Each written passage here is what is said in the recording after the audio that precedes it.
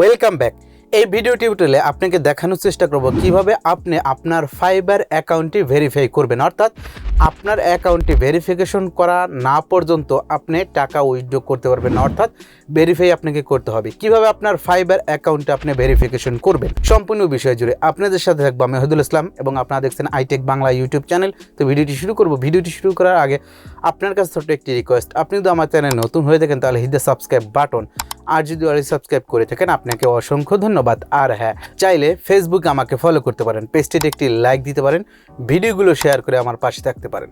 Fibre account আপনি কিভাবে খুলবেন, ফাইবার থেকে কিভাবে টাকা ইনকাম করবেন। ফাইবার হচ্ছে একটি ডিজিটাল ফ্রিল্যান্সিং মার্কেট প্লেস।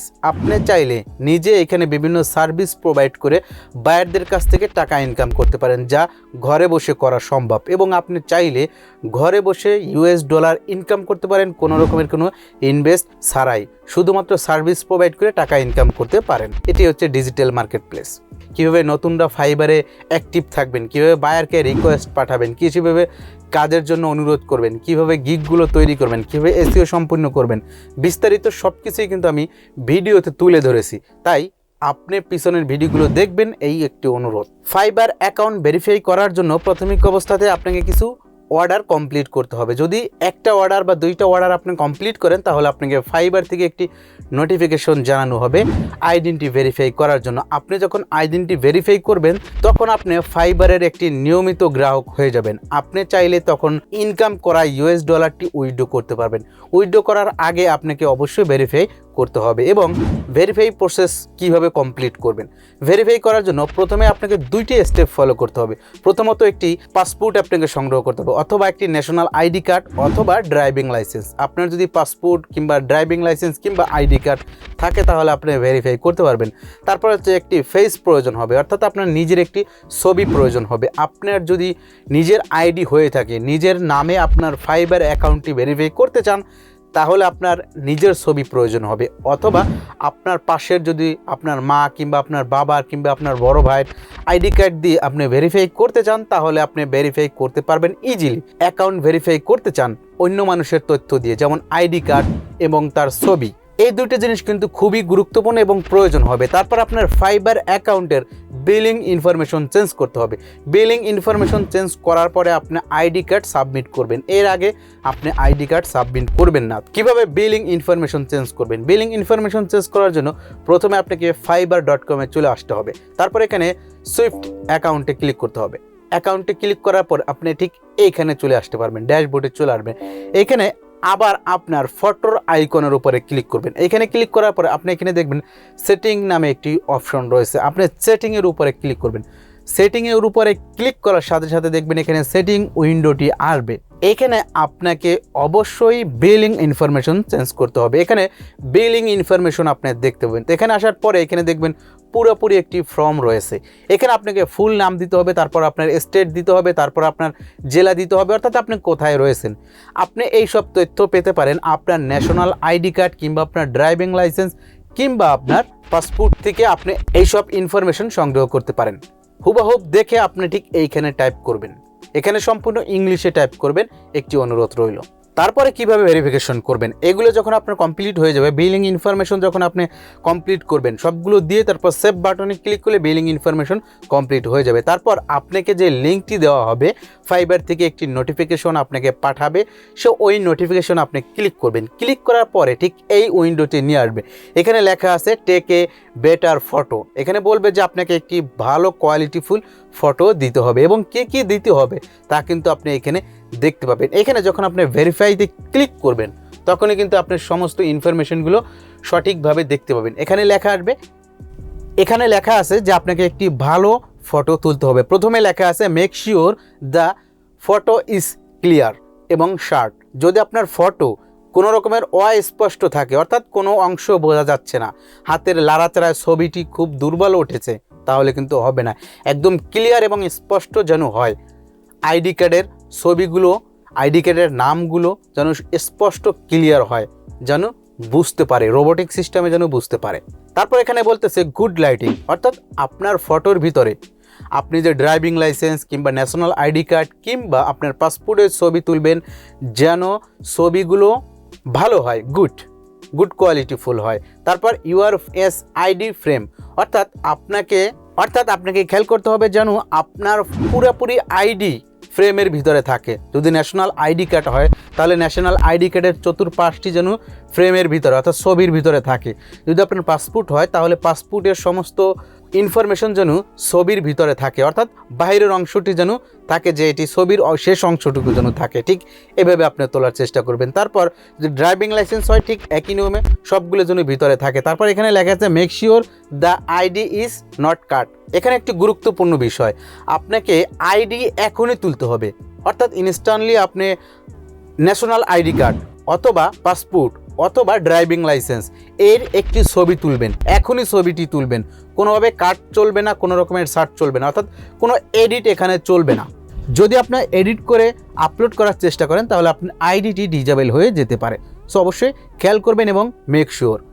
আপনার যদি স্মার্টফোন থাকে তাহলে সরাসরি আপনি স্মার্টফোনের সাহায্যে এই কাজটি করতে পারেন। এখানে যখন আপনি ভেরিফাইতে ক্লিক করবেন, ভেরিফাইতে ক্লিক করার পর এই অপশনটি আসবে, এই ডিসপ্লেটি আপনি দেখতে পাবেন। এখানেও ঠিক একই নিয়মে একই কথা বলবে, এখানে কিছু ইনস্ট্রাকশন তারা দিয়ে দিবে, তো ফলো করে জাস্ট আপনি যখন ভেরিফাইতে ক্লিক করবেন তখন আপনাকে ঠিক এই উইন্ডোতে নিয়ে আসবে। এখানে আপনার মোবাইল নম্বরে একটি SMS সেন্ড করার কথা বলবে। দেখুন সেন্ড লিঙ্ক, অর্থাৎ আপনার মোবাইল দিয়ে ভেরিফাই করার কথা তারা বলতেছে, রিকোয়ার করতেছে আপনার মোবাইল দিয়ে ভেরিফাই করেন, কারণ এখানে কোনো রকমের কাটসাট কোনো ছবি চলবে না।